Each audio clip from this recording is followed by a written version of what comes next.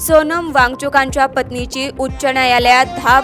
वांगचुकांना सफरजंग रुग्णालयाऐवजी दिल्लीतील खासगी रुग्णालयात हलवण्याची मागणी. पुणे आणि पिंपरी चिंचवड महापालिकेतील नगरसेवकांची जय पवारांनी घेतली भेट.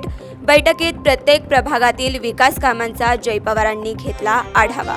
सभापती राम शिंदेंनी थोरातांचे समर्थक बाजीराव खेमनर यांची घेतली भेट. जिल्हा बँक निवडणुकीच्या पार्श्वभूमीवर भेटीला महत्त्व. अहिल्यानगर जिल्हा बँक निवडणूक रंगतदार होणार. पुण्यातील खलील शेख हत्या प्रकरणी रवींद्र धंगेकरांच्या अडचणीत वाढ. गुन्हा दाखल झाल्यानंतर धंगेकर पती पत्नी नॉट ट्रिचेबल. जिल्ह्यातील अनुसूचित जातींच्या आरक्षणातील उपवर्गीयकरणाच्या विरोधात संघर्ष मोर्चा.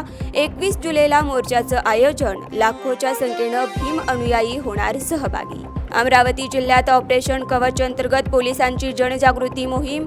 व्यसनमुक्त आणि सुरक्षित समाजासाठी नागरिकांना आवाहन. अंमली पदार्थांच्या विरोधात पोलिसांचं अभियान. जालन्याच्या अंबड घनसावंगीतील अधिकारी राम हिकमत उडाण यांच्या बैठकीत मोबाईलवर व्यस्त मजूर अधिकाऱ्यांवर कारवाईची MIMची मागणी. अमरावतीच्या मोशीत 24 तासांमध्ये पोलिसांकडून हत्याकांडांचा उलगडा. उधारीच्या पैशाच्या वादातून ट्रक चालकाची हत्या. ट्रक चालक हत्या प्रकरणी दोघांना गुजरातमधून अटक. धाराशिवच्या भूममध्ये पतीच्या अनैतिक संकटाला कंटाळून 22 वर्षीय विवाहितेची आत्महत्या. फौजी पती सासू सासऱ्यांसह 5 जणांविरोधात गुन्हा दाखल. पुढील तपास सुरू.